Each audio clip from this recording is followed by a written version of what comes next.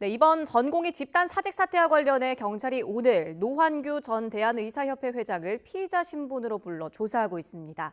의협 전현직 집행부 가운데 두 번째로 소환 조사를 받는 노 전 회장은 출석하면서 혐의를 부인했는데요. 취재기자 연결해서 자세히 알아보겠습니다. 윤석훈 기자. 네, 사회부입니다. 네, 이번 소환 조사 어떻게 진행되고 있습니까? 네, 업무방해 혐의 등으로 고발된 노환규 전 의협 회장은 오전 10시부터 피의자 신분으로 경찰 조사를 받고 있습니다.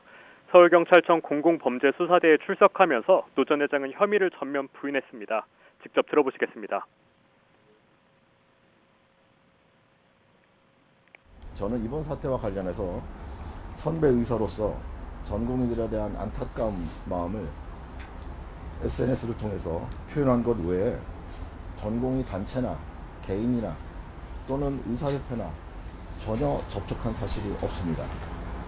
소통한 사실도 없습니다. 이어 SNS에 개인적 사진을 올리는 게 범죄가 될 수 있다고 생각해 본 적이 없다며 독재국가에서 일어날 수 있는 일이라고 지적했습니다. 노 전 회장은 또 정부의 대규모 의대 증원 정책을 강력히 반대하는 건 대한민국 의료를 근본적으로 붕괴시킬 수 있는 위험이 있기 때문이라며 밥그릇 지키기라는 건 오해라고 설명했습니다. 그러나 경찰은 노 전 회장 등 의협 전현직 집행부가 전공의 집단 사직을 부추겨 대학병원 업무를 방해한 혐의가 있다고 보고 있습니다. 앞서 경찰은 지난 6일에도 같은 혐의를 받는 주수호 의협 비대위 언론홍보위원장을 피의자 신분으로 불러 조사했습니다.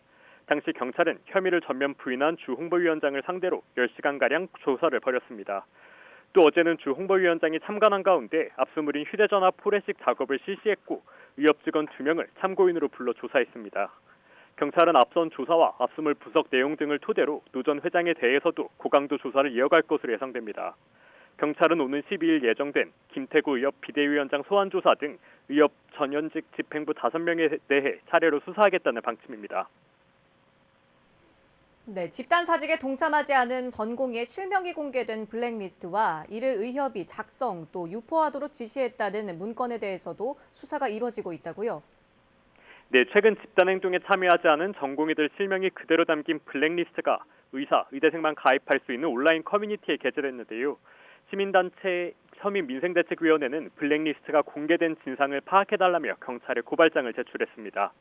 블랙리스트 작성자가 피해 전공의들의 개인정보를 공개하고 업무를 방해했고 이에 의협 관계자들이 관여했을 것으로 의심이 된다는 겁니다. 서울경찰청 사이버수사대는 고발이 이뤄진 지 하루 만인 오늘 오후 김순환 민생대책위 사무총장을 고발인으로 불러 조사할 예정입니다. 경찰은 동시에 온라인 커뮤니티에 게재된 의사협회가 명단 작성과 유포를 지시했다는 문건에 대한 진위 여부도 파악하고 있습니다. 의협은 관련 문건은 명백한 조작이라며 가짜 뉴스라고 반발하고 있는데요. 의료대란과 맞물려 제기된 각종 의혹에 대해 경찰은 의협을 상대로 전방위적인 수사에 나서는 모습입니다. 지금까지 사회부에서 전해드렸습니다.